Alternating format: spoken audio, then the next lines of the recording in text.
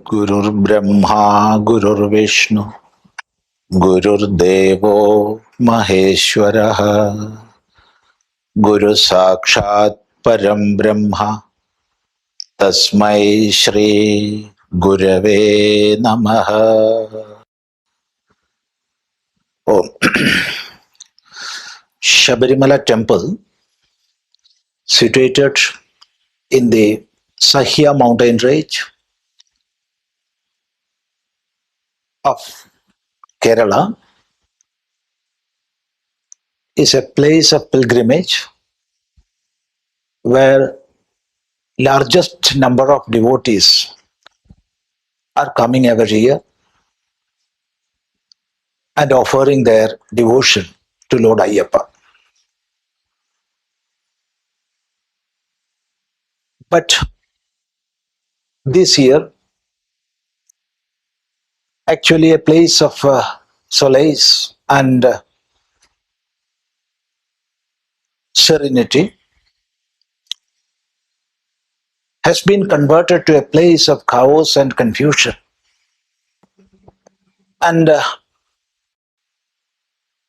hundreds of thousands of devotees are practically on the streets, chanting the name of Lord Ayyappa and crying to maintain age-old custom and the purity of Sabarimala Sannidhanam. From so many angles, Sabarimala is being attacked,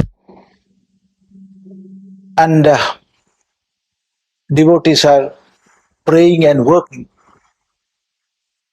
for recapturing the actual serenity. Let us dwell a little on the history of Sabarimala and see what are the customs or systems which were prevailing there and what happened to them and what is happening at the present time. Sabarimala is a place where Lord Ayyappa is worshipped. Ayyappa is considered as an avatara, incarnation of Lord Dharma. The term Ayyappa means Appa of five elements. That means the Lord of five elements. Elements: ether, air, fire, water, and Prithvi. Ayyappa is called in Sanskrit Bhutanatha, meaning the same, the Lord of all five elements. It is believed by crores of devotees from time immemorial that Dharma took the incarnation or manifested as Ayyappa to kill Mahishi and take back the order of the world to Dharma. Ayyappa manifested himself as Manikantha in the forest, and the king of Pandala found him. The king who was ruling that Pandala kingdom, and he was living in, or he was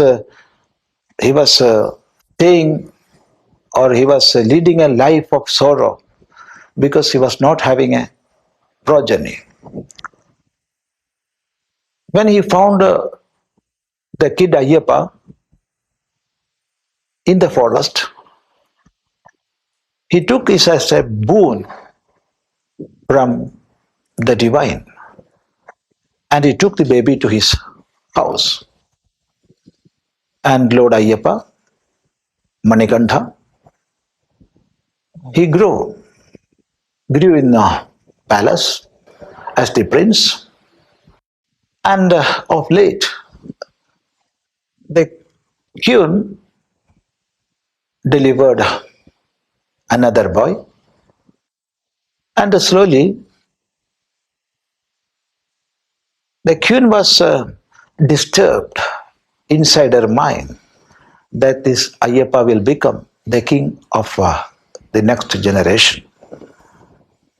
Then the minister and queen planned a plot to get rid of Ayyappa, but actually it was an occasion where Lord Ayyappa actually performed the purpose of his incarnation. And realizing the faulty place of queen and minister, and realizing Ayyappa is the real Lord, the king, queen, and everybody, after realizing the greatness of Ayyappa, they worshipped him.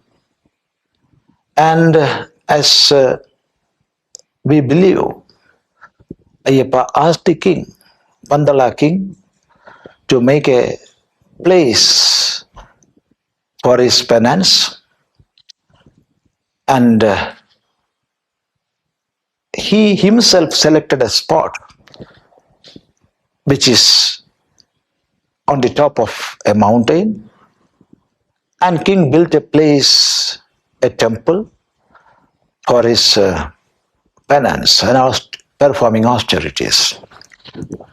And it is believed Ayyappa entered into the very being, or he dissolved into the being, Dharma Shastra. And actually Ayyappa was an incarnation of Dharma Shastra. Ever since then, in the temple built by Pandala Raja, the king of Pandala, Ayyappa is being worshipped. From when, we do not know, but from time immemorial, we can definitely say since many hundreds of years, Ayyappa is being worshipped there as a Naishtiga Brahmachari, a celibate. And from the very beginning, it was the custom or the system in this temple that devotees who observe a vow of celibacy and other spiritual practices enters the temple, and that too after a practice of celibacy and all other connected austerities for 41 days. And it should be also noted that ladies were restricted from that temple. Restricted, that means there was a limited restriction. Young girls were allowed to go before attaining their puberty, and women after their menopause were also allowed to go there. That was the custom, that was the practice which was followed there. And in early days, people in hundreds used to go there and worship Ayyappa. Let me repeat, people in hundreds only. That too on the day of Makara Sankranti. After observing strict vows of celibacy and other spiritual practices. But of late, slowly and slowly, the number of devotees visiting Sabarimala increased. And it was not the case of Sabarimala alone. We can see from 1950s a gradual increase in the number of devotees who are going for temple worship. And it was in 1950 some antisocial elements or those elements which do not like Sabarimala to grow, or those elements who wanted to destruct or destroy the greatness of Sabarimala attacked the temple and it was put to fire. The idol of Ayyappa was attacked, and a commission to inquire into that was formed under the DIG of the then Kollam district, Kesava Menon, and he submitted the report to the government. But even after 6 decades, that report has not been published officially or any action was taken. But now it is of no use because all parties concerned are not living anymore. But see, the greatness of Sanatana Dharma or Hindu Dharma is when you try to destruct this Dharma, it will rise 100-fold more powerful. That is why it is called Sanatana Dharma. A Dharma which will last forever, everlasting Dharma. And what we are seeing here is also the same thing. After 1950s attack, the temple was renovated and reinstallation ceremony was performed,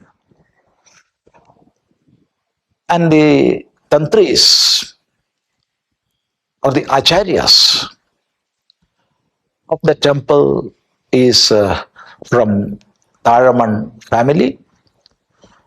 They performed the reinstallation ceremony, and after that reinstallation or Punapradishtha, we saw a wonderful change or an amazing change in the number of devotees. In the place of hundreds of devotees, thousands and thousands of devotees started coming there and worshipping.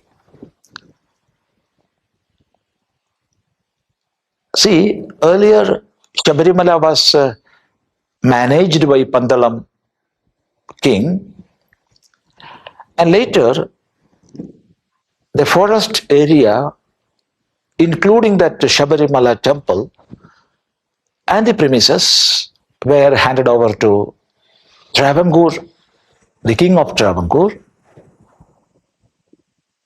And in later days, that is in 1950s, when Travancore Devasam Board was formed to manage the affairs of the temples in Travancore and Cochin, automatically this temple also was taken by Travancore Devasam Board. And the system or all the customs which were followed there from time immemorial was of course followed. But see, when Hindu temples are managed by Hindus, whether kings or other families or committees or trust, it will be according to the belief, it will be according to the system that should be prevailed in a temple. But when it is controlled by the Devasam board, which is, even though it is autonomous institution, it is under the control of the government. And government is selected through a process which is based on political affiliation and political policies.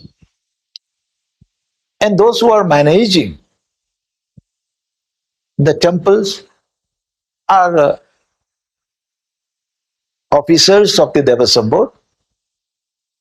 They are not devotees, or it is not supposed that they should be devotees. They are only officers of the Devasam board. So, in 1950s, it came to the observation of Devasam board that the system which was prevailing for the last century, so many centuries, are being broken.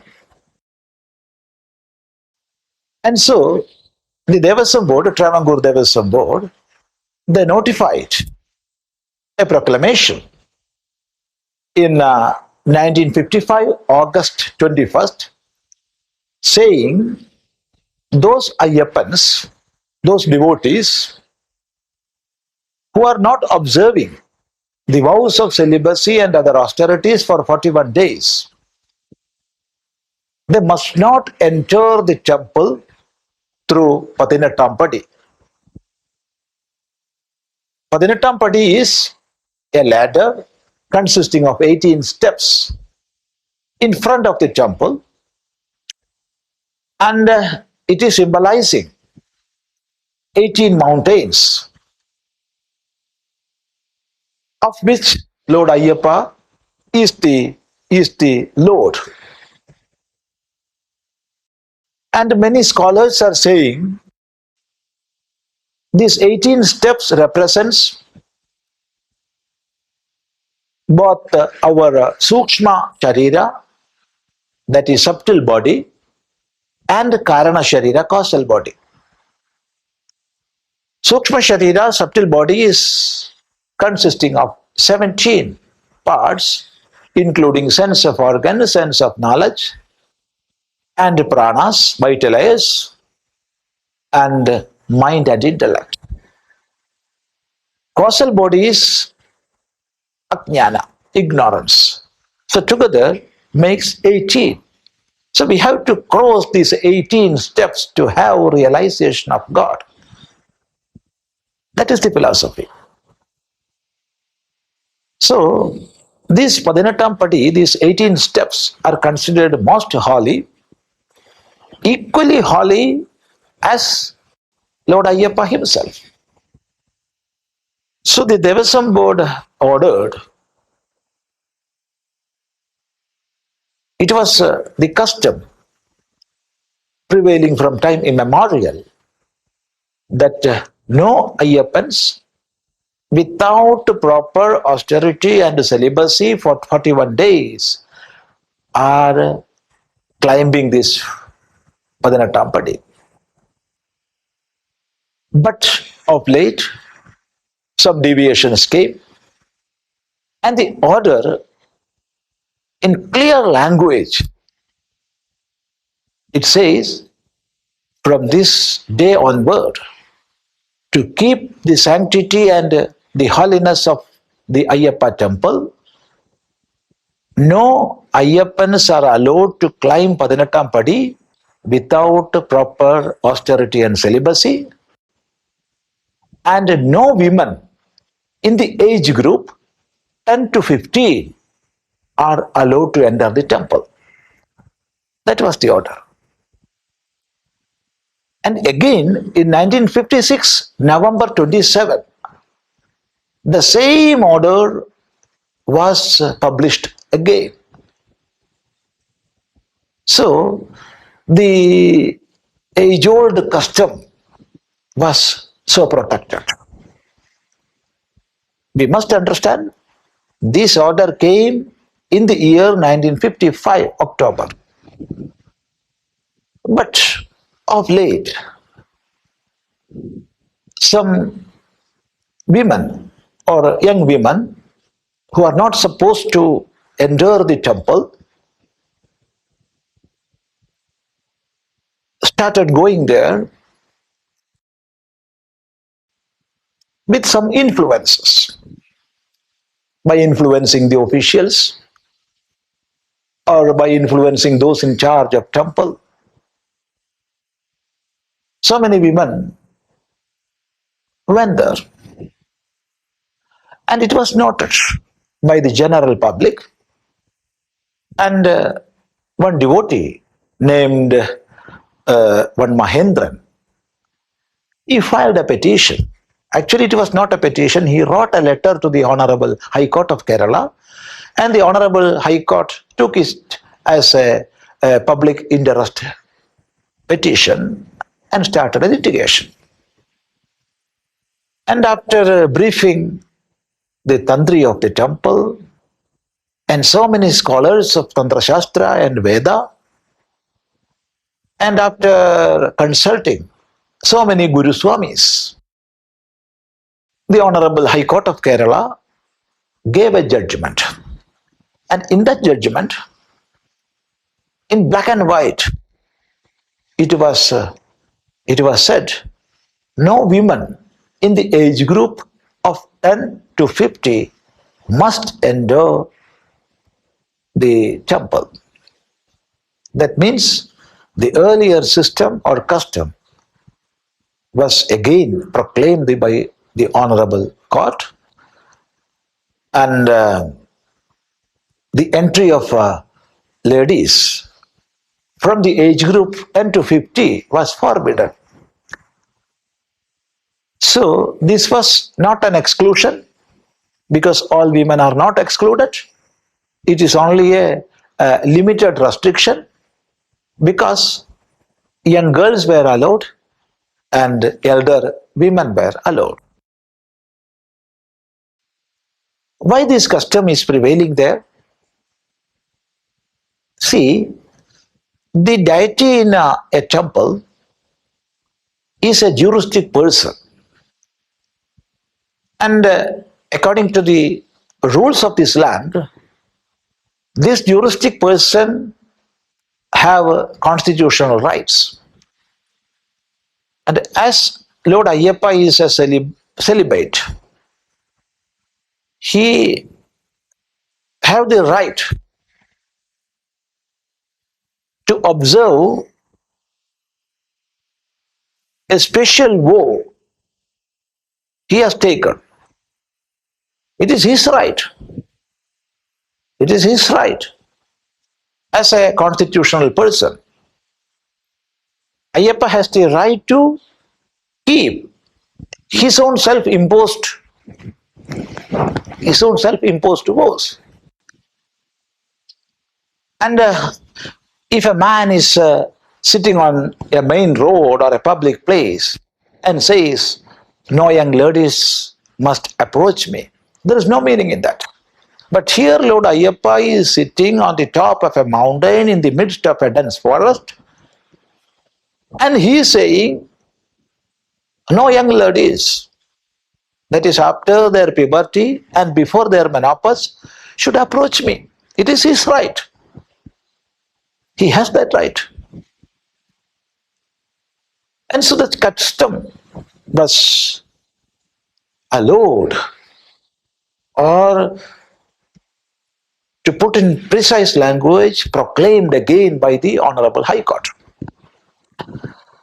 And what we saw later is the number of devotees, which were in thousands, increased to lakhs and lakhs.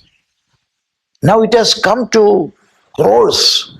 More than 5.4 crores of devotees visited last year. So the number of devotees increased, And slowly, especially in South India, this Sabarimala temple and Lord Ayyappa became mainly a protecting factor. Protecting factor means, especially when crores and crores of devotees started going Sabarimala, observing all the vows and austerities for 41 days, the religious conversions, especially in the seashore of Andhra Pradesh, Tamil Nadu, Karnataka, that declined because people started observances. When that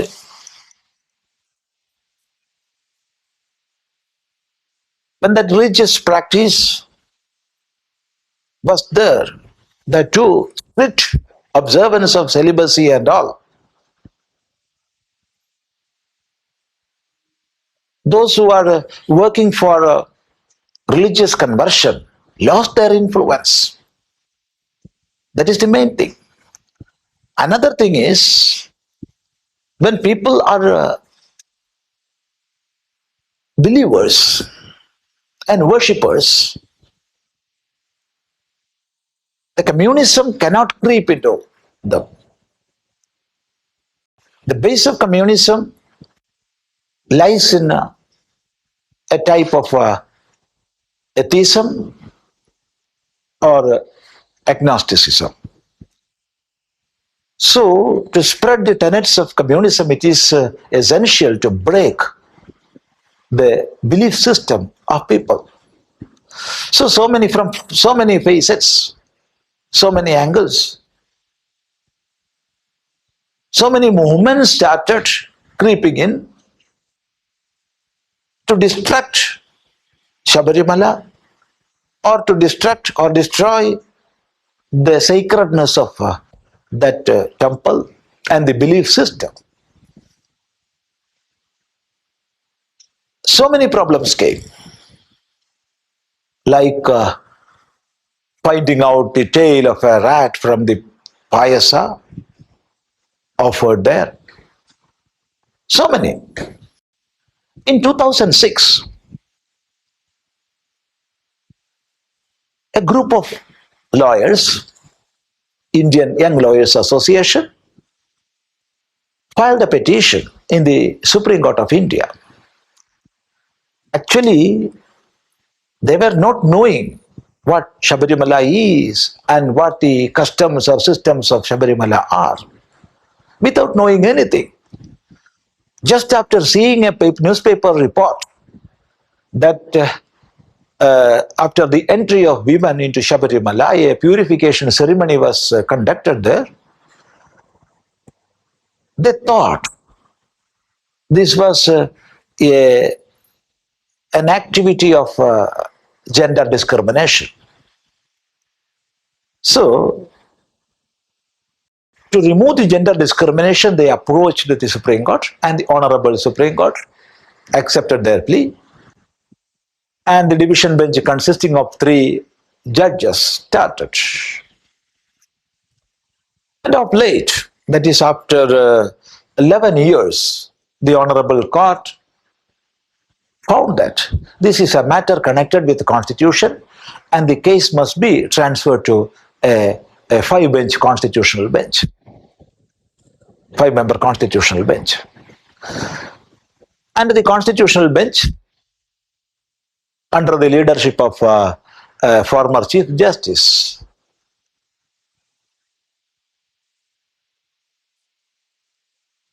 the decision or the judgment came on September 28,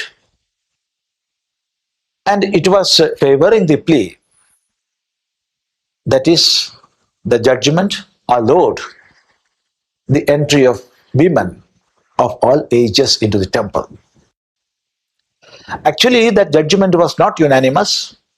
Honorable Justice Indu Malhotra, in clear language, wrote in her judgment that the practice of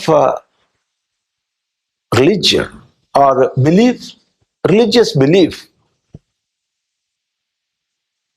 is not within the ken of judiciary, and the court must not interfere into religious matters as far as their belief and worship patterns are concerned.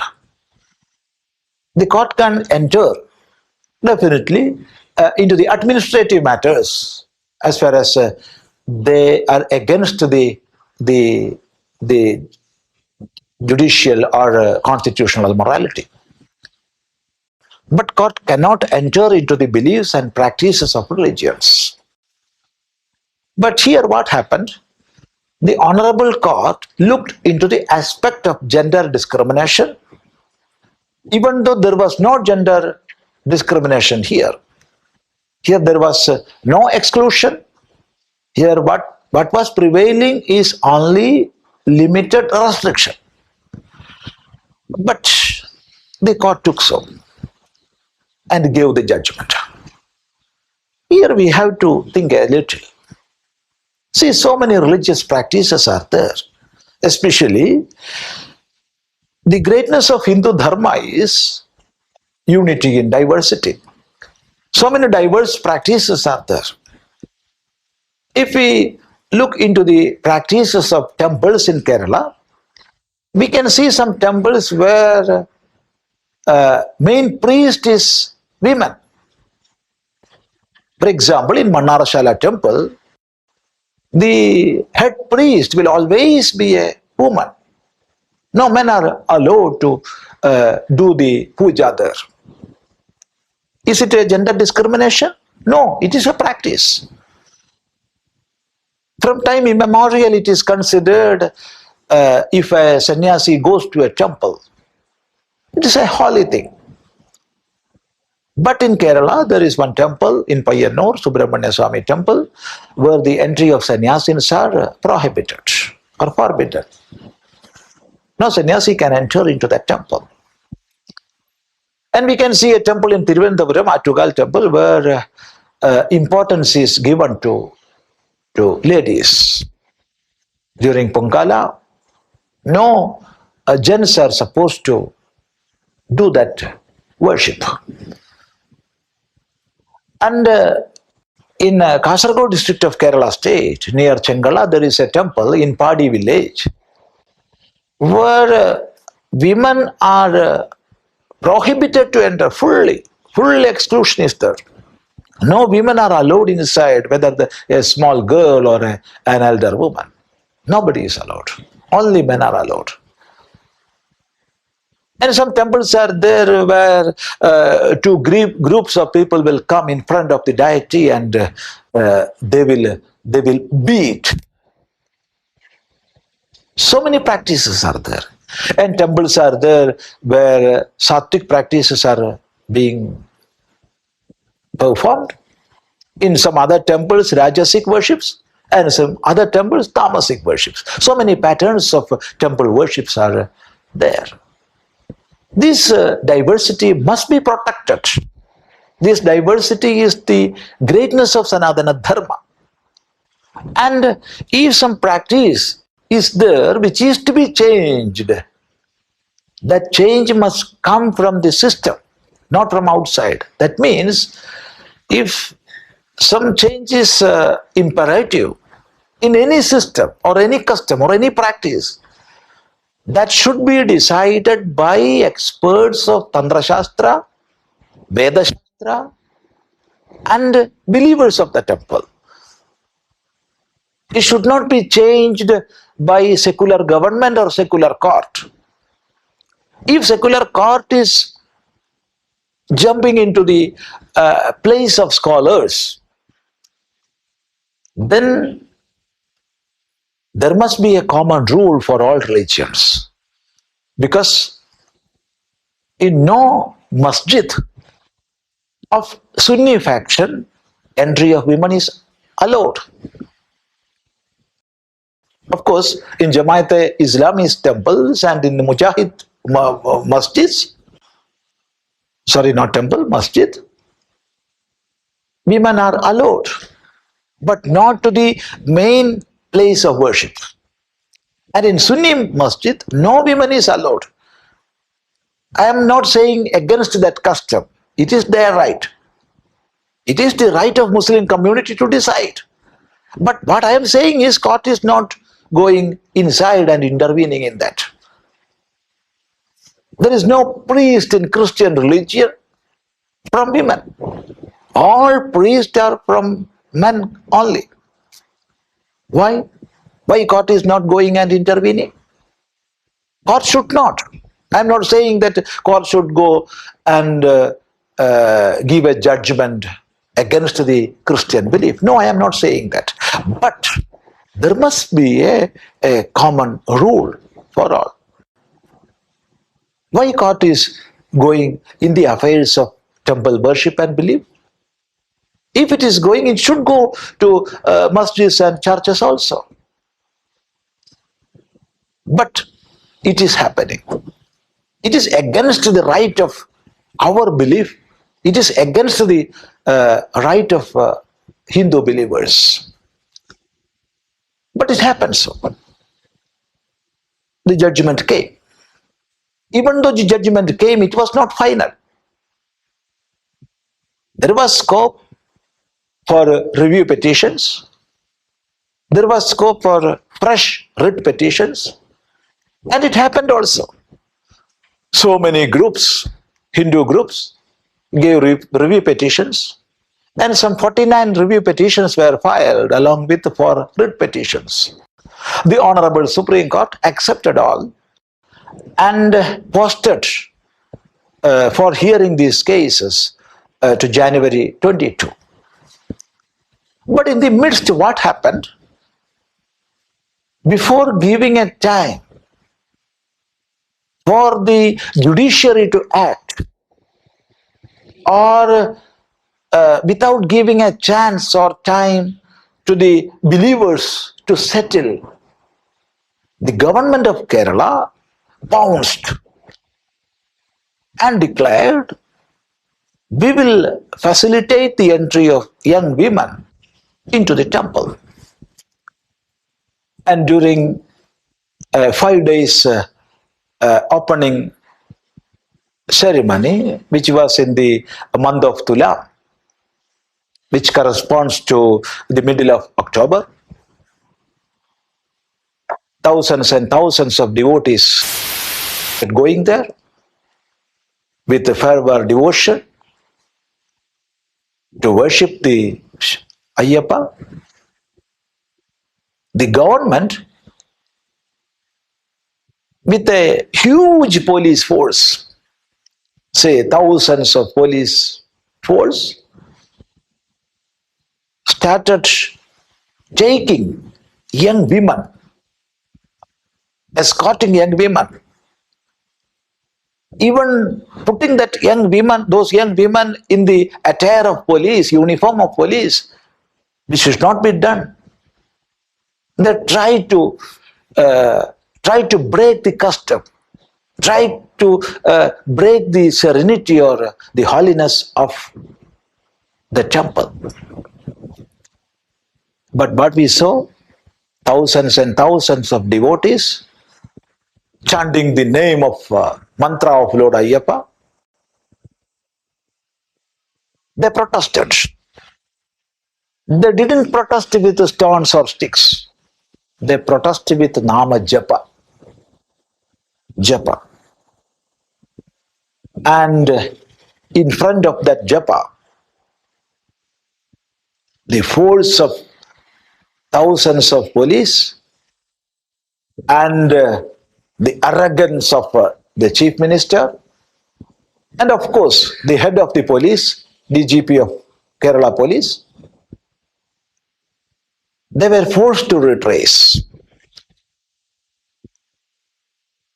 And it was a temporary victory for the worshippers and believers. See, and again the temple opened for 2 days worship in the month November on 5th. And what we saw, was again a huge police force consisting of thousands of police personnel were there. And again they tried to disturb the age-old custom in Sabarimala temple. Actually, the serenity of Sabarimala temple was protected by these thousands of devotees, and the firm decision of Tantri Acharya to close the temple and perform purifying ceremonies if any untoward incident happened. The whole devotees in Kerala state and Tamil Nadu and Karnataka state were praying for the blessing of Bhagavan Ayyappa that no untoward incident happens in Sabarimala. See, then the Honorable Supreme Court took the review petitions, 49 review petitions, and posted that for hearing to January 22nd. Practically, the Supreme Court didn't give verbal stay on the September 28th judgment. Even though verbal stay is not there, actually it is like a stay. It is keeping the affairs in abeyance, because in September 28th judgment it was judged, it was declared that women of all age group can go to Sabarimala. And in the present order of Supreme Court, in one of the order which is rarest of the rare in the history of Supreme Court, the Honorable Supreme Court has posted all the 49 review petitions to be heard in an open court. This is the rarest of the rare, because the order of the judgment of a constitutional bench being posted to hear in an open court is rarest of the rare. That means the Honorable Supreme Court has realized there were some anomalies in the earlier judgment. So in this situation, in this circumstance, the Kerala government must not try to take women into the temple, breaking the age-old customs, killing the beliefs of crores and crores of Ayyappa devotees. But the Kerala government is trying for that. Not only that, against the order of the Honorable High Court of Kerala, the government of Kerala, especially police under the DGP of Kerala, Loknath Behera, they are trying to kill the freedom of media to report what are happening there. Forcefully they have thrown away all the media persons from Sannidhanam, that too in the midnight, without showing any reason in return. See, democracy is being killed here.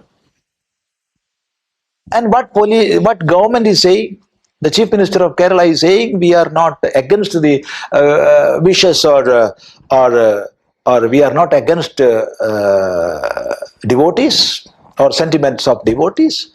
We are only observing the judgment of the court. It is utter nonsense, because the Honorable Court has posted the same review petitions to be heard in the open court in January 22. So it is practically putting the matters in abeyance. What court order is there to observe? And we are seeing or we are recognizing that the government is not keen to obey the court orders. For example, there was a Supreme Court order as a final decision to decades old case in a group of Christian believers of Orthodox Church.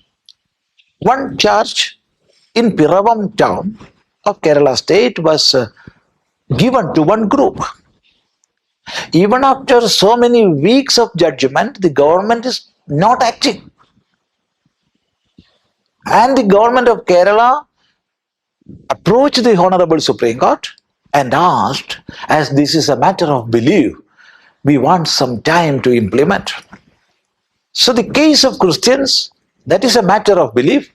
And when it comes to Hindu faith, it is not to be noticed or attended to. What is this? When the Honorable Supreme Court banned liquor shops in highways, national highways and state highways, what this government did? Instead of closing the liquor shops, they changed the name of highways to district major roads. See, when the Supreme Court ordered against two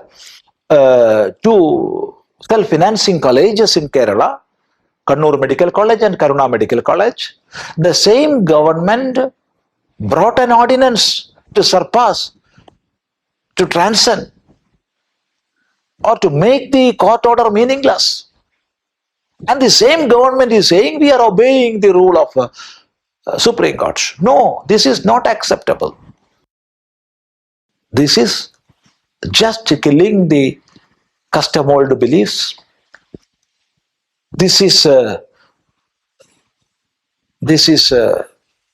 clearly against the beliefs of thousands and thousands of Hindu worshippers. This is against the constitutional right of deity Ayyappa. This is against the rule of the land.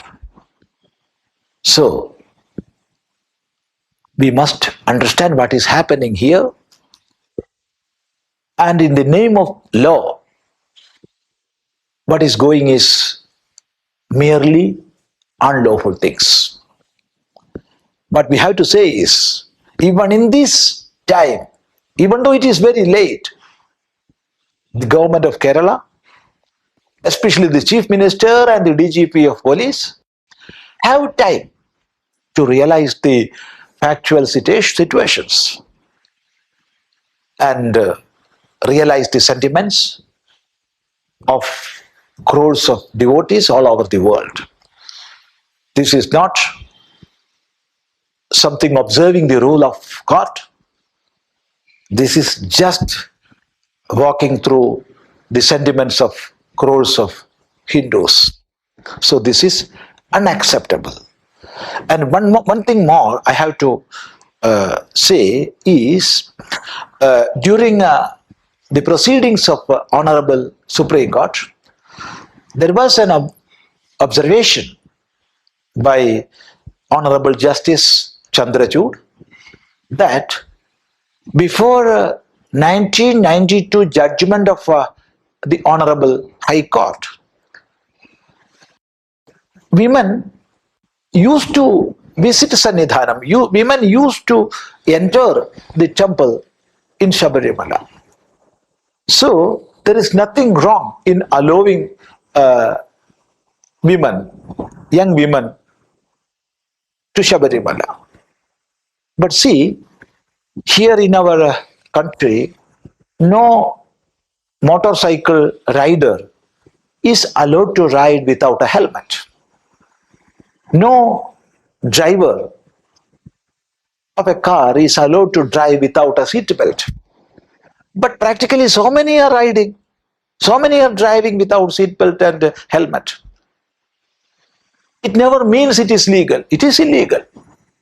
Like that, When the order of Devasam Board was there, which was proclaimed in the year 1955, and it was not a fresh order, it was according to the practice which was observed from time immemorial.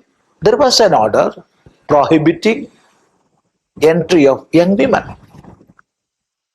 That means women entered there, it was purely illegal. But court relied on that. It should not be.